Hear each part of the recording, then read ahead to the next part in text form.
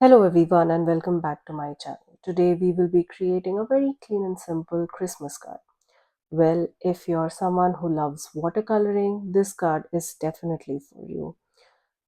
Watercoloring is something very new to me. I have not been very comfortable doing watercoloring, but nevertheless, I thought this is a perfect stamp set wherein I could try my hand at watercoloring.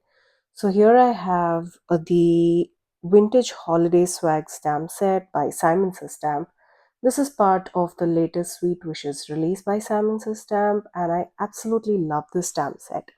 It has two large, intricate clusters of these holiday florals, greenery, and berries with beautiful nostalgic vintage flair. Now, the sentiments on these are absolutely amazing. I love the font on the Merry Christmas and the Happy Holidays, joy and peace. And then we also have a few sub sentiments. For the watercoloring, I'll be using the watercolor brush markers by Altenew. This is a spring garden set and it has some beautiful pinks and greens, which I will be using to color our image today. To get started, I will first stamp this large floral image onto an A2 size card panel. Well, this is a watercolor panel and I will be heat embossing on this image. I'll be using the Simon Says Stamp Gold embossing powder. Now, along with my floral image, I also made sure that I have placed my sentiment there so I can stamp and heat emboss both of these together. Now, whenever I'm stamping my sentiments, I like to use my Simon Says Stamp Grid Transparency sheet just to make sure that the sentiment is well aligned. Well, sorry, my head gets in the way there, but that's how I like to align my sentiment, looking directly from top of the stamping tool. Now, since I'm heat embossing, make sure that you use your anti-static powder tool. That is something I usually forget, but well, with practice and now it's like muscle memory, I make it a point that I use my anti-static powder tool every time before I stamp it with the clear embossing ink.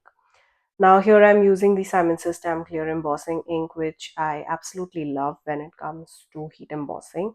I like to use this twice on the panel, and here you'll see me using a coffee filter to hold my embossing powder. Now, this is the Simon Says Stamp Gold Embossing Powder, which I feel gives an amazing result. And just check out how beautiful and intricate this design looks. Now, while we are tapping the excess embossing powder, make sure that you don't hit the panel really hard. Sometimes what happens is the embossing powder might not stick on the ink, and that will result in all of the embossing powder falling out of the ink.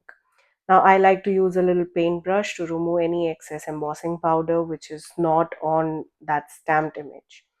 Now, since this is a large intricate image, I like to move my heat gun around the panel and not be focused on one place, just so that there is minimum warping of this panel, because not just heat embossing, we will also be using watercolors which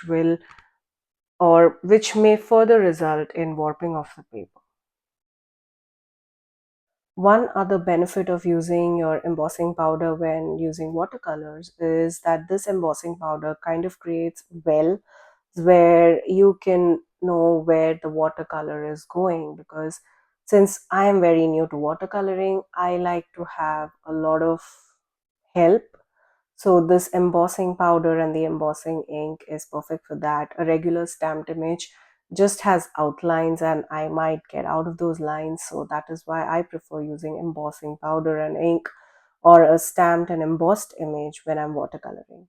Now I will start with this beautiful pink for my poinsettias, and all I'm doing is adding a little bit of detailing or extra color on those veins of the flower and then using some water to pull in the color. Now that will give a little shadow effect. That's what I feel, and I am really happy with the result here. Now, if you like using alcohol markers or even pencil colors, that would be amazing for this stamp set too. Now, since this is a holiday card, you could also leave it plain with the gold embossing and mount it on some bright red cardstock. I feel that would make a perfect Christmas card. Now, while you enjoy some coloring, I would like to take this minute to thank all of my subscribers and taking time to watch all of my videos, for liking and commenting on my videos. Your love means a lot to me.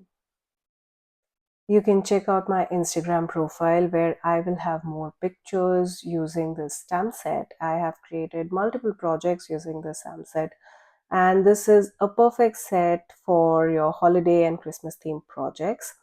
This does come with coordinating die sets where you can cut in those big floral images and also the delicate and intricate sentiments. I will put a link to both of those stamp and the die set down in the description box below. Now, all of the links that I have in the description box are affiliate links, which means that if you shop using one of these links, I get a small commission at no cost to you guys. So that really helps my channel a lot.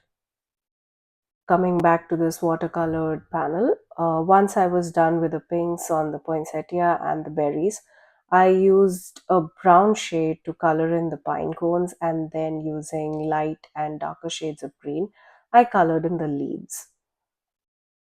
Now, one thing that I learned with watercoloring is that this is a very forgiving technique, which means that if you make some mistakes or if you feel that the colors are not right, you could let the color dry and go back with brighter shades or even different shades to correct up whatever you feel went wrong.